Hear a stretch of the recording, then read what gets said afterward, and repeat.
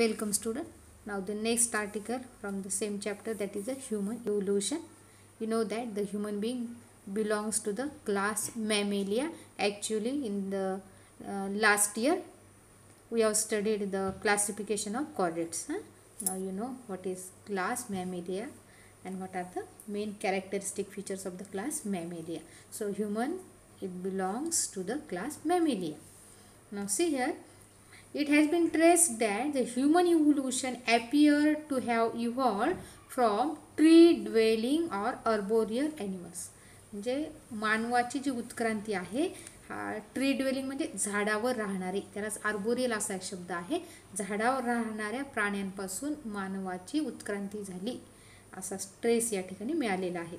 So forest forced arboreal mammals to adopt to life on land.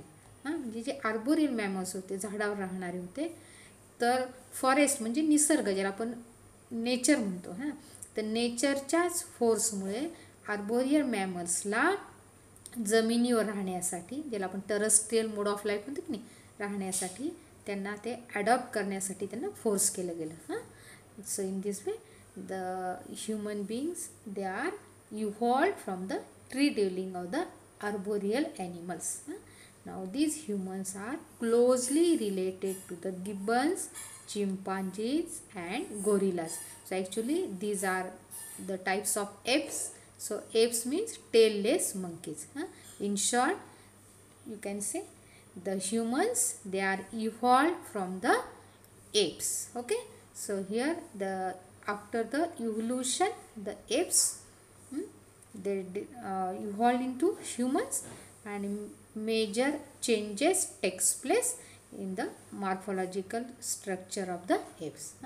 So first of all we will see what about the class Mammalia. Okay, I will show you student from the textbook. See here, page number 113 shows the class Mammalia. See here student, actually the class Mammalia, it is divided into three subclasses. First subclass, that is known as marsupials, they are also known as pouched mammals. Second, monotremes, that is the egg laying mammals. And third one, eutherians, that is the placental mammals. So actually marsupials, you know that one of the well known example is of the kangaroo. You know that the female kangaroo, it has a skin pouch. Okay, now this skin pouch attached to the abdomen of that female kangaroo, in which she carries the young ones. So such type of pouched mammals, they come under the subclass marsupials. Now second one, monotremes. So these are the egg laying mammals, also known as oviparous animals. Ovi, this word stands for the egg. So oviparous means egg laying mammals. And eutherians are there, that is these are the placental mammals, also known as viviparous. You know that the animals that gives birth directly to the young ones, they are called as placental mammals. So eutherians are the placental mammals. In this way three types of the mammals are there. Now the eutherians mainly, here the next order is primate, and here this order primates, it again divided into two suborder, that is the order Prosime and order Anthropoideae. So here order Prosime, actually there are two examples of the order Prosime, that is lemurs and tarsiers. See here, actually these are small cat-like animals, or you can say mammals, which are tree living. झाडावर राहणारे हे प्राणी होते, they are arboreal inhabit. Arboreal म्हणजे झाडावर राहणारे आहेत. And the other suborder Anthropoidea. So this Anthropoidea actually again divided into three groups. The first one, that is the New World monkeys. Second, Old World monkeys, and Hominoidea. Now see here, what is difference between New World monkeys and Old World monkeys? New World monkeys, they have long non-prehensile tail, and Old World monkeys, they have short non-prehensile tail. Tail मधला main difference आहे, यांची tail long आहे, यांची short आहे. याचे example दिले squirrel monkey आणि spider monkey. याचं उदाहरण आहे बबून्स, मॅकॉक्स अँड लंगूर. या ठिकाणी बघा हे जे लेम्युर्स आणि टार्शियस आहे ना, सब ऑर्डर प्रॉसिमीचे. So they have prehensile tail. तर प्रीहिन्साईल टेल या शब्दाचा अर्थ असा होतो की जी टेल आहे ना खूप लॉंग आहे आणि it gets coiled around the branches of the tree है ना.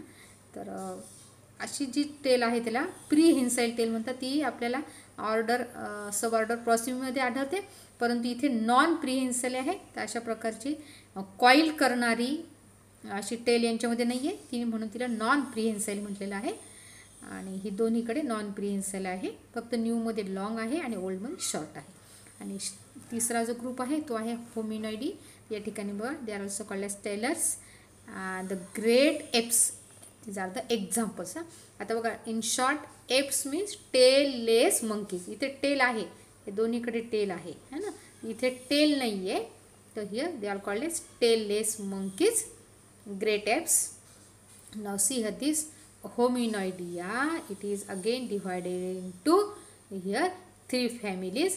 First one is Hylobatidae, second one is Pongidae, and third one is Hominidae. So Hylobatidae, these are arboreal apes. आता मी तुम्हाला सांगितलं arboreal म्हणजे झाडावर राहणारे, ट्री लिव्हिंग आहेत, झाडावर राहणारे ॲप्स. गिब्बन्स हे थोडेसे आकाराने लहान असतात. Gibbons these are the arboreal apes.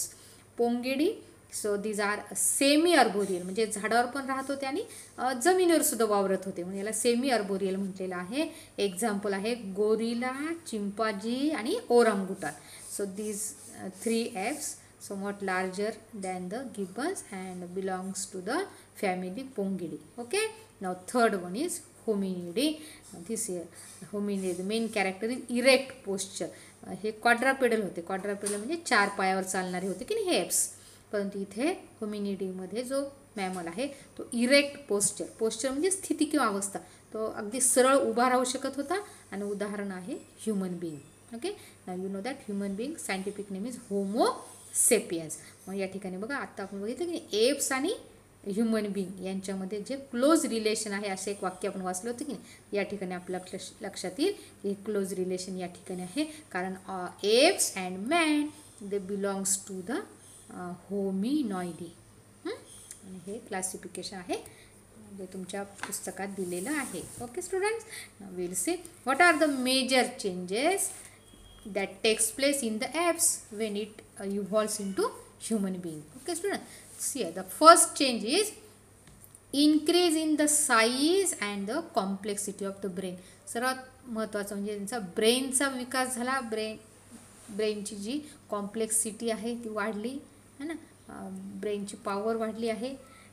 इन्हान्स्ड intelligence, त्याच्यामुळे मानवाचा जो ज्याची बुद्धिमत्ता म्हणतो की नाही आपण, बुद्धिमत्तेचा विकास झालेला आहे. इन्क्रीज इन क्रॅनियल कॅपॅसिटी, ब्रेनची कॅपॅसिटी वाढलेली आहे. हाय फोरहेड, कपाळ उंच झालेलं आहे. आपण जर बघितलं एप्सचं त्यांचं कपाळ अगदी नॅरो होतं, इथे थोडंसं रुंद असं कपाळ त्या ठिकाणी आपल्याला ह्युमन बिईंगमध्ये बघायला मिळतं. नंतर बायपेडल लोकोमोशन बघायला मिळतं ह्युमन्समध्ये.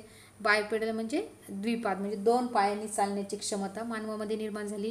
परंतु एप्स कसे होते ते क्वाड्रापेडल होते, म्हणजे 4 पायावर त्यांचं लोकोमोशन होतं. नंतर आहे अपोजेबल थंब. तर हा एक महत्त्वाचा मुद्दा आहे. अपोजेबल थंब आपल्याला तुम्हाला माहिती आहे की आपला जो अंगठा आहे हा इतर 4ही बोटांच्या समोर जाऊ शकतो आणि याच्यामुळे आपल्यामध्ये जे काही कला आहेत की हाताने आपण जे सर्व काही ऑब्जेक्ट्स पकडू शकतो, होल्ड करू शकतो, ही क्षमता आपल्याला केवळ अपोजेबल थंबमुळे आलेली आहे. That is it is useful for holding the objects. नंतर इरेक्ट पोस्चर आहे. आता मी सांगितलं सरळ उभा राहण्याची क्षमता ही मानवामध्ये निर्माण झालेली आहे. So it helps to move safely on the land. Shortening of the 4 limbs and the lengthening of the hind limbs. आता हा काय महत्त्वाचा फरक आहे बघा. एप्स की नाही, एप्समध्ये जे पुढचे 2 पाय त्याला आपण 4 लिम्स म्हणतो, पाठीमागच्या 2 पायाला हिंड लिम्स म्हणतो. त्या ठिकाणी 4 लिम्स जे आहे ते मानवामध्ये शॉर्ट झालेले आहेत, आखूड झालेले आहेत, परंतु हिंड लिम्स जे आहे ते त्यांची लांबी वाढलेली आहे. सो लेंथनिंग ऑफ द हिंड लिम अँड शॉर्टनिंग ऑफ द 4 लिम, हा एक मेजर चेंज झाला एप्समध्ये. आणि नंतर आहे डेव्हलपमेंट ऑफ द चीन. चीन म्हणजे हनुवटी आहे. एप्समध्ये हनुवटी नव्हती, तर त्या ठिकाणी मानवामध्ये हनुवटी जी आहे ती स्पष्ट झालेली आहे. नंतर ब्रॉडनिंग ऑफ द पेल्व्हिक गर्डल. तर आता पेल्व्हिक गर्डल म्हणजे ज्या ठिकाणी आपले जे पाय जोडलेले असतात ना, खुवा म्हणतो मराठीमध्ये आपण त्याला, ती पेल्व्हिक गर्डल आहे जिथं आपला पायाचे जो फिमर आहे, फिमर त्या ठिकाणी जोडलेला असतो बॉल अँड सॉकेट जॉईंटनी. मग आपले हात आहेत की नाही, आर्म्स आपले, तर हात शोल्डर गर्डलला जोडलेले असतात, त्याला पेक्टोरल गर्डल म्हणतात. आणि पाय ज्या गर्डलला जोडलेले असतात त्याला पेल्व्हिक गर्डल म्हणतात. तर त्याचा जो आकार आहे हा ब्रॉड झालेला आहे एप्सपेक्षा. ठीक आहे. त्यानंतर आहे डेव्हलपमेंट ऑफ द लुंबार कर्व्हेचर. तर लुंबार हा व्हर्टिब्रे जे मणके आहेत आपल्या ॲबडॉमिनल रिजनमध्ये जे व्हर्टिब्रे असतात त्यांना लुंबार व्हर्टिब्रे म्हणतात. तर त्या ठिकाणी लुंबार कर्व्हेचर म्हणजे वक्रपणा, तर आपण जे पुढे वाकू शकतो आपण, ते कर्व्हेचरमुळे आहे. लुंबार कर्व्हेचर आहे, थोडंसं वक्रता त्या ठिकाणी आलेली आहे. आणि दुसरं आहे की सोशल आणि कल्चरल डेव्हलपमेंट, म्हणजे सामाजिक विकास झालेला आहे आणि सांस्कृतिकसुद्धा विकास त्या ठिकाणी झालेला आहे. तर हे जे मेन चेंजेस आहेत that occurs during the course of evolution and दस there is the evolution of human being. Okay student, now I will show you some of the important points about the evolution. What are the ancestors, human ancestors? Here a table is given actually. See here, you know that always evolution takes place from simple to complex, and see here these are the ancestors of the human being. आपल्या मानवाचा विकास झाला ना तेव्हा त्याचे पूर्वज, त्यांना पूर्वजांना आपण ॲन्सिस्टर्स म्हणतो. पहिला ॲन्सिस्टर आहे बघा ड्रायोपिथेकस, त्यानंतर आहे रामापिथेकस. रामापिथेकसला शिवापिथेकस पण म्हणतात किंवा केनियापिथेकस पण म्हणतात. ऑस्ट्रेलोपिथेकस, होमो हॅबिलिस, नंतर होमो इरेक्टस मॅन, नंतर आहे निअँडरथल मॅन, आणि नंतर शेवटी आहे होमो सेपियन्स. तर ही अशी जी आहे ही इव्होल्यूशन झालेलं आहे सिम्पलकडून कॉम्प्लेक्सकडे. आता याच्यामध्ये दिले बघा ॲपिरन्स जे आहे, म्हणजे या ठिकाणी त्याचं दिसणं कसं आहे. तर ड्रायोपिथेकस हा ॲपसारखा दिसतो, रामापिथेकस मॅन लाईक दिसतो, अशा प्रकारे. आता हे महत्त्वाचे मुद्दे लक्षात ठेवायचे. हा जो ऑस्ट्रेलोपिथेकस आहे ना, he known as connecting link between the ape and man. तर ॲप अँड मॅन म्हणजे दोघांचेही गुणधर्म आपल्याला ह्याच्यामध्ये बघायला मिळतात या पूर्वजामध्ये, म्हणून Australopithecus is non as connecting link between app and man. ठीक आहे, MCQमध्ये वगैरे येऊ शकतो तुम्हाला नाही का. आणि होमो हॅबिलिसला हँडीमॅन म्हटलेलं आहे. तर हँडीमॅन म्हणजे सर्वात प्रथम टूल्स म्हणजे हत्यारं यांनी बनवले होमो हॅबिलिसने.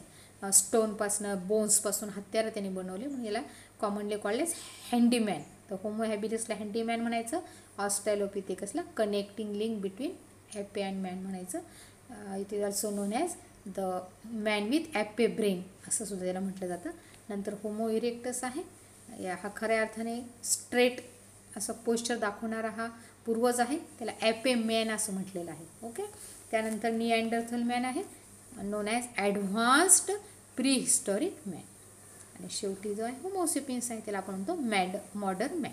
ओके. या ठिकाणी त्यांनी दिलेले की याचे फॉसिल्स कुठे कुठे सापडले, कोणत्या कोणत्या देशामध्ये फॉसिल्स सापडले. त्याचे फॉसिल म्हणजे जीवाश्म, आणि कोणत्या काळामध्ये कोणत्या कालखंडामध्ये सापडले हे कालखंड दिलेला आहे. त्याचे स्केलेटल फीचर्स दिलेले आहेत पुढे है ना. त्याचं पोस्चर कसं आहे, जसे सर्वात पहिला जो सेमी इरेक्ट होता, मग इरेक्ट, मग अपराईट, इरेक्ट इथून जे इरेक्ट जे आहे तो पोस्चर बघायला मिळतो. त्याची क्रॅनियल कॅपॅसिटी बघा अशी वाढत गेलेली आहे. इथून क्रॅनियल कॅपॅसिटी वाढत गेलेली आहे. तर होमोसेपियन्समध्ये बघा या ठिकाणी 1450 cc क्रॅनियल कॅपॅसिटी अशा प्रकारे. आणि स्पेशल फीचर्स दिलेले. आता मी तुम्हाला सांगितलं हा एक शब्द लक्षात ठेवायचा या ठिकाणी.